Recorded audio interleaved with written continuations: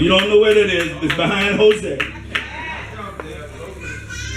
Your dog God, I read Joel 2. I was riding down the highway.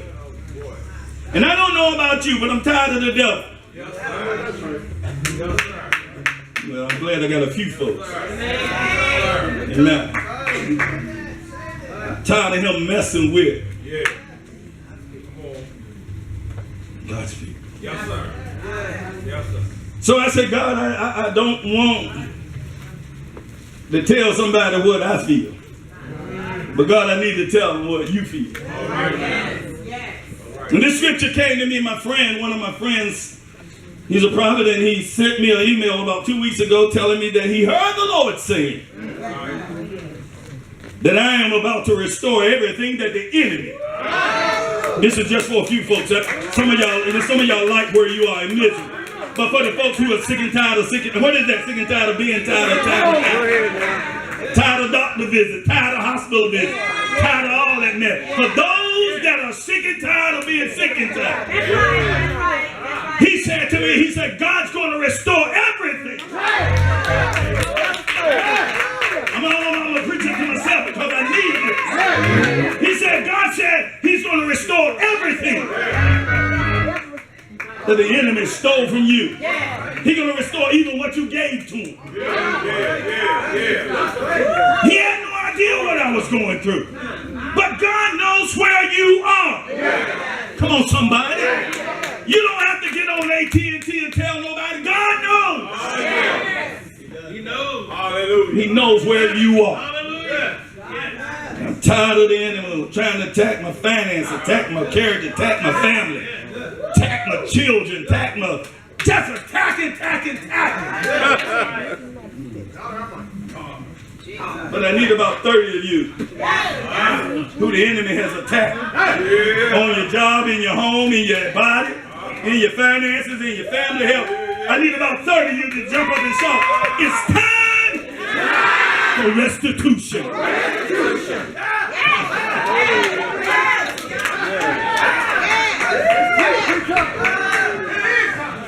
And God even said in his email, he said God is going to restore stuff you lost even as far back as 8 years ago.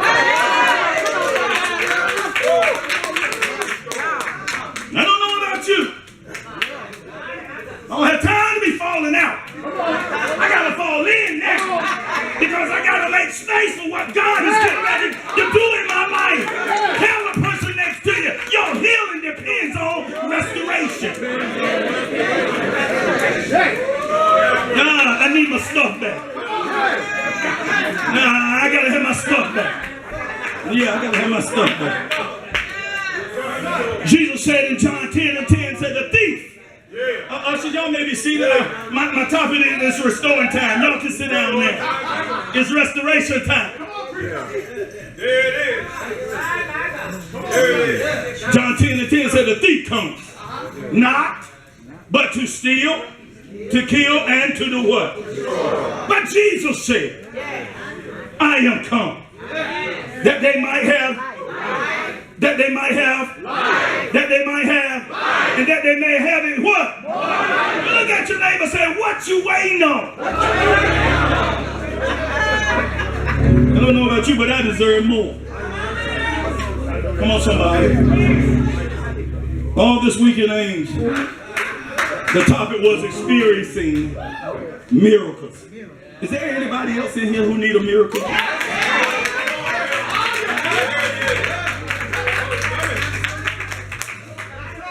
The Lord is saying to those of you that have been faithful to the ministry, those who have held on to the promise that the Lord had promised you. God told me to tell you today that you don't have to worry no more. You don't have to fall out and cry no more. You can be like the lady said, I cried my last tears. Somebody ought to say, I cried my last tears yesterday. God said in this season, so you're going to know my goodness. You ought to know that you are up for something big like the hell that you're going through. Please, J C Purkett, is anybody else going through anything with sickness? When I get married, don't get jealous.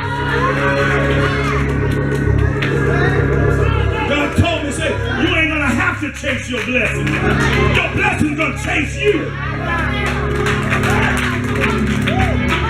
was sitting there, God Almighty, I feel the Holy Ghost in this place.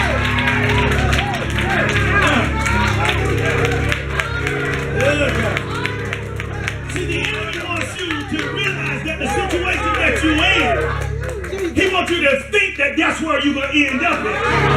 But I come to tell him, you should have killed me before I found Jesus.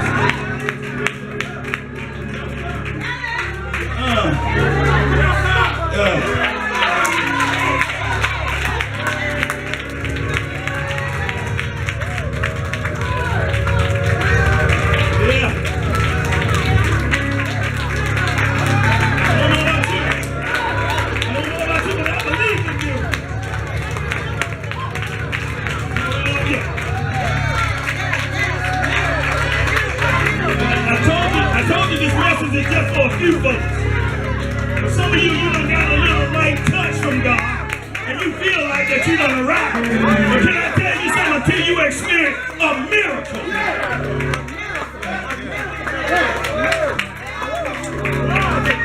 I ain't talking about a little miracle. I'm talking about miracle after miracle. Hallelujah. Your home, your situation can't change until you accept the fact that you need a miracle.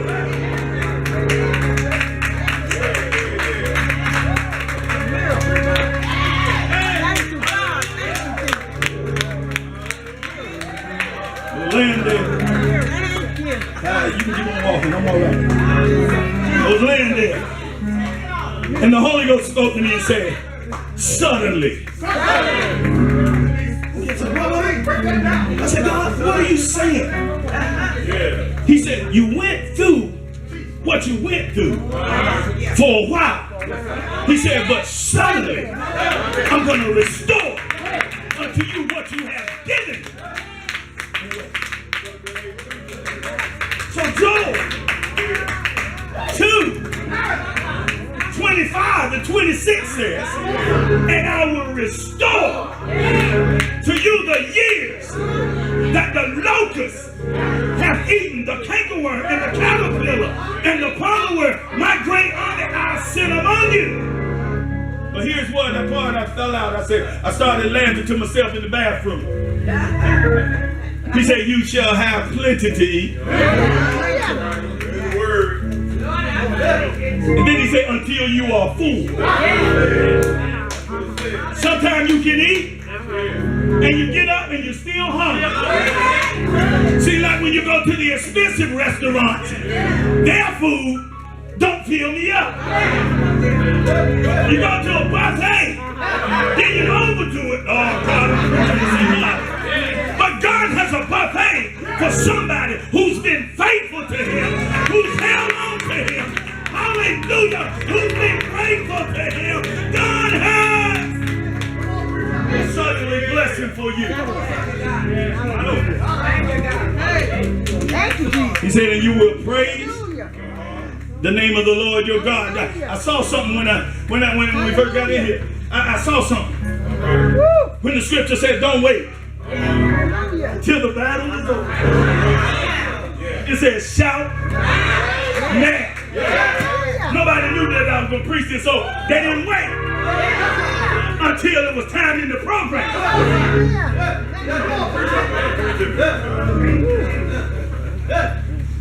God has worked wonders for you. God said in the last part of joy, he said, never again will my people be shamed.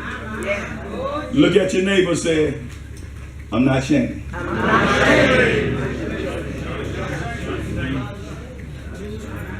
I praise God for the miracle. Amen. But you know the good part about it? I'm praising God for the miracles that come. Come on, somebody. He said one miracle will take place, one after another. In other words, you just touch your neighbor, say, I hope you're expecting a miracle. God said I'm releasing miracle angels. He said I'm releasing miracle angels to your situation. Your entire family will be saved. God's going to save your entire family. Thank you, Jesus.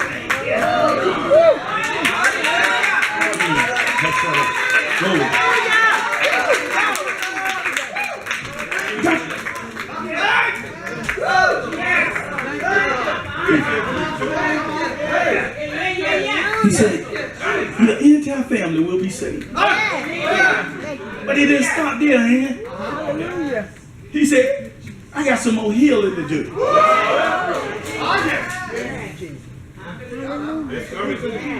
Lisa said after 5 years.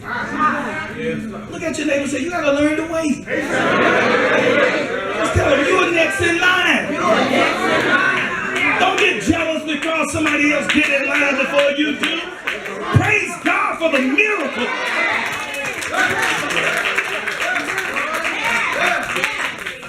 The reason why we can't get miracles in our lives is because we're jealous of somebody else.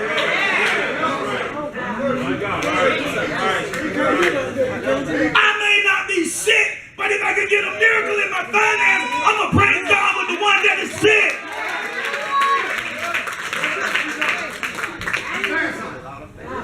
We find. According to the dictionary, restoration means bring back something that is old, worn out, dilapidated, or broken back to its former state. You know, I like TV shows where they come back and restore the old cars. I look at some of these cars they drag out of these barns. I said, Lord have mercy. I look at some of these houses that they go in the woods and get. And then how they can turn these stuff that we turn our nose up at. I'm stressing a point right here. The stuff that we turn our nose up at, the people that we turn our nose up at, they look like trash to you. But God is restoring trash.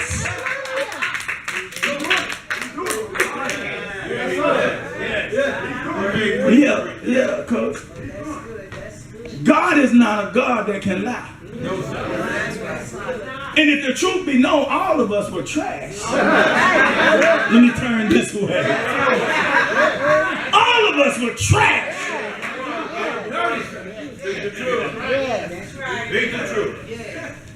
So they take these cars and they break it all the way down.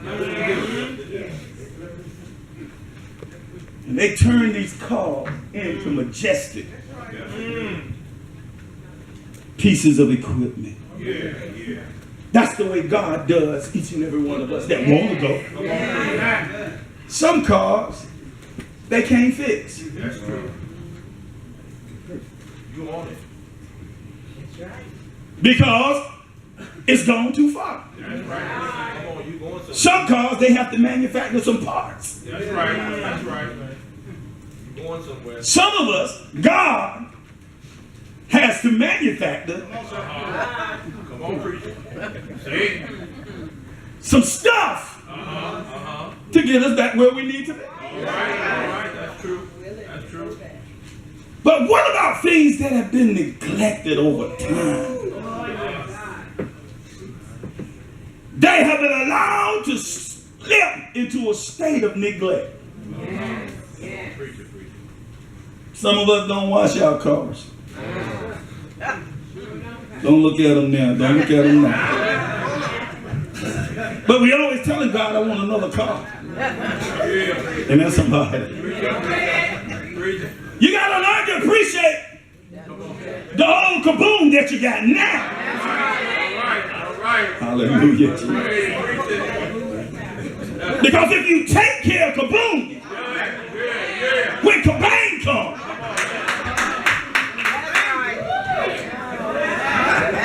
that's the way God is with us. He looked beyond our faults. that he saw our kaboom. Yeah, somebody. See, restoration, according to the word of God, is different from worldly restoration. Come on, somebody. While the world says that restoration is bringing something back to its original state, the biblical definition of restoration, or godly restoration, means bringing something into a state where it would be even better than the original. I had to get a revelation with that. When I bought my truck, it was original. That's right. But I added rims to it. I added a hood to it. Tinted the windows. Put a K&N filter breather on it so it could fly a little more. But y'all let me talk over here. But the good part about it was, that's the way God does some of us. The Bible said new mercies he gives to us every day. So you're being restored.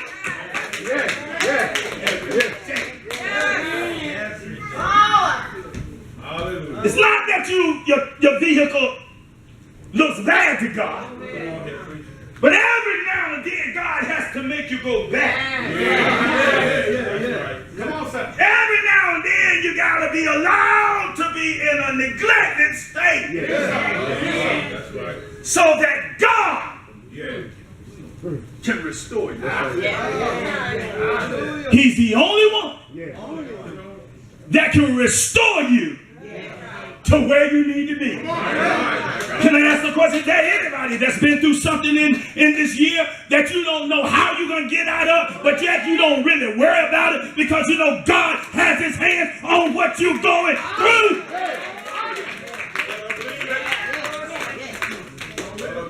The real people of God, they say, don't you slay me. I feel like preaching today. I've been here 2 Sundays, so I'm not guessing today. Don't you slay me. No, I may go through trial, tribulations, and struggle. Yeah. I ain't going to stay home. I'm coming to church. Come on, somebody. Because you know what? The more I come and get among the saints, the stronger I get. Oh, God, help me in. The problem is that we want to stay home and talk on the telephone. But let me tell you something. My telephone is in my bosom, and I got a call. The operator. Job 42:12 says, so the Lord bless the latter end of Job. Somebody should get happy besides me. More than his beginning. Come on, somebody. I thank God deep that I'm not where I'm going to end up. Oh, y'all let me talk over here. You're not where you're going to end up. You ain't got it. Can I get a witness over here? It may look bad right now, but I'm not where I'm going to end up.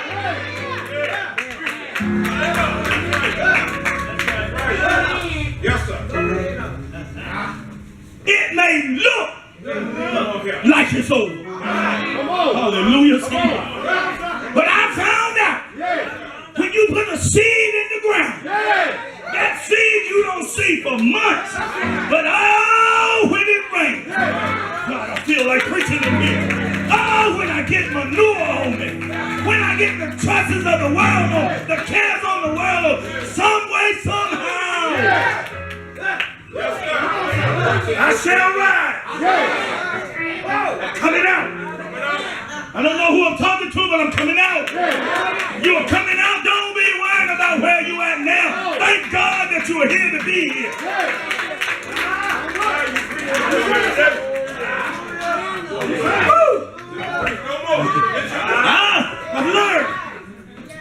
I've learned that I can't be contented where I am now.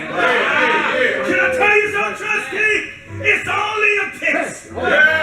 Because I'm going to tell you something. If you study the word of God, God said, I'll never leave you.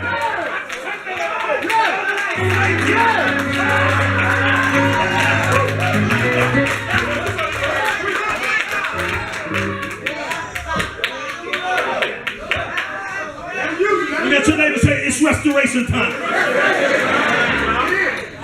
Oh, God. How many of you believe that this year is your year for you?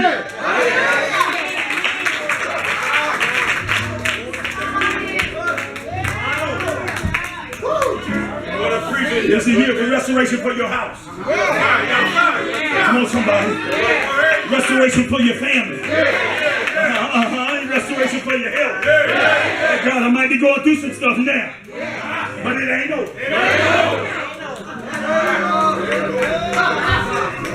There is a restoration for your finances. Yes. The reason why many of us don't have the confidence is maybe because we allowed our spiritual things, our holy things, our godly things to slip into a state of neglect and disrepair. Help me somebody. If you give the devil an inch, help me somebody. You give him 1 inch, he's going to try to get a yard out of it. Amen, somebody. But you know what? I found out like this. Along this journey, you will have some bumps and bruises. That's right. Am I the only one? You holy and self-righteous folks, you got some stuff coming. Because I'm going to tell you something. It's going to come. And some of us think we got it bad now. That's why I learned to praise it in whatever state I'm in. Come on, somebody. Legs hurt, feet hurt, head hurt. But I keep on. Because you know why? The joy of the Lord. Just the joy of knowing that Jesus is mine is the reason why I can continue to march on.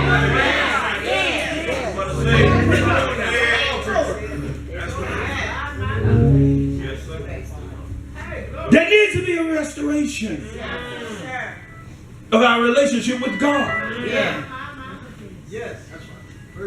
Because in order for restoration to take place, we must first need to acknowledge. Well, first of all, we got a state of disrepair and neglect. This morning, we must acknowledge that all of us at one time or another have drifted away from God.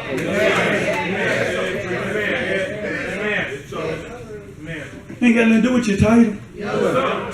Come on, somebody. Drifted away.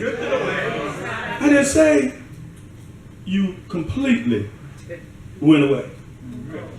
But we have drifted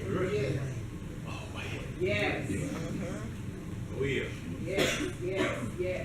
Notice, we ain't run away.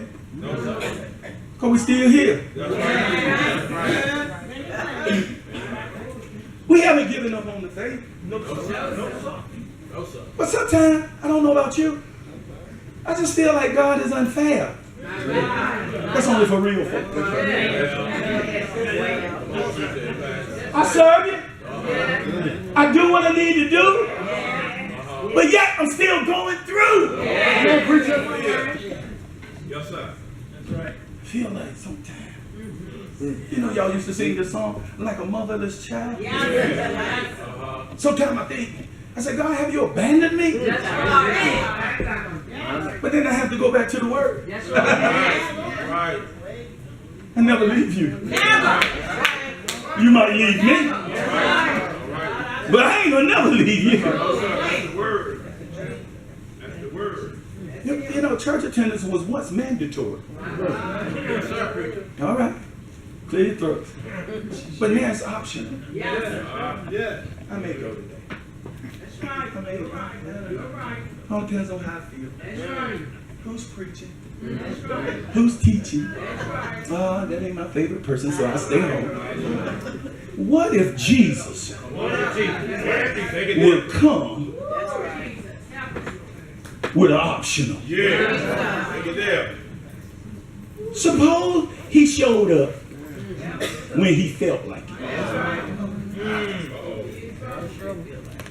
it.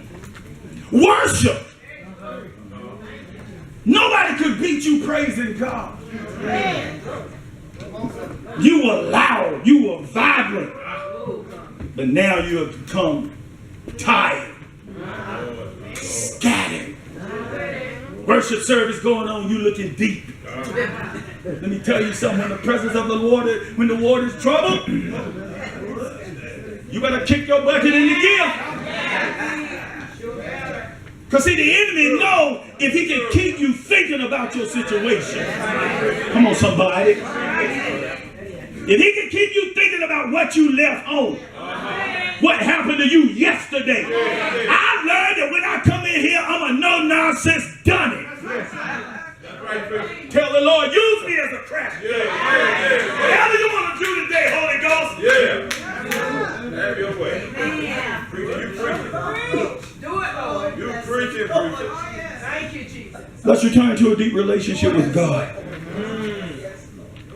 We need to cry unto God and say, Father, restore my relationship with you.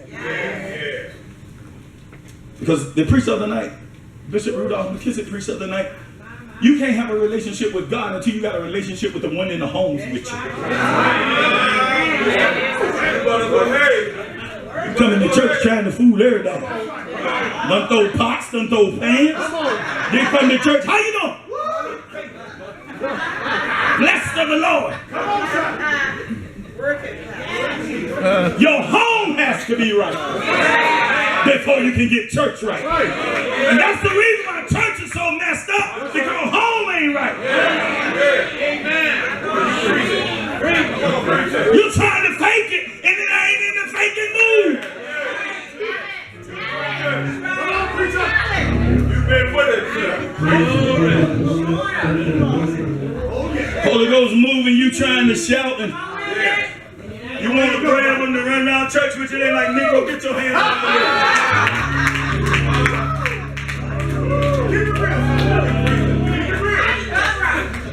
I watched our president one day. He got to the plane door. He put on his fake smile. You know, they get to the top of the step like some of us do. We get to church, we get this smile.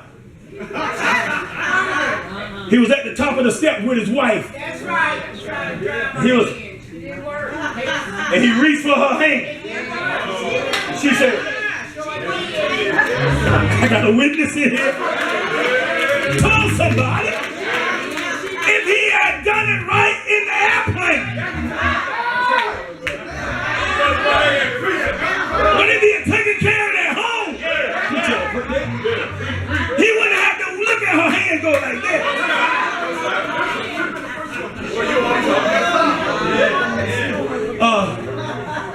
We got to break barriers that block us from having a relationship with God. Number two, there needs to be a restoration of our relationship with our estranged brethren. Many people are missing from the body of Christ. You know, one of the most and greatest and successful military tactics is called divide and conquer. Hey man, somebody, I know y'all have been in the military. Yeah. When an army fights together, it's difficult to defeat.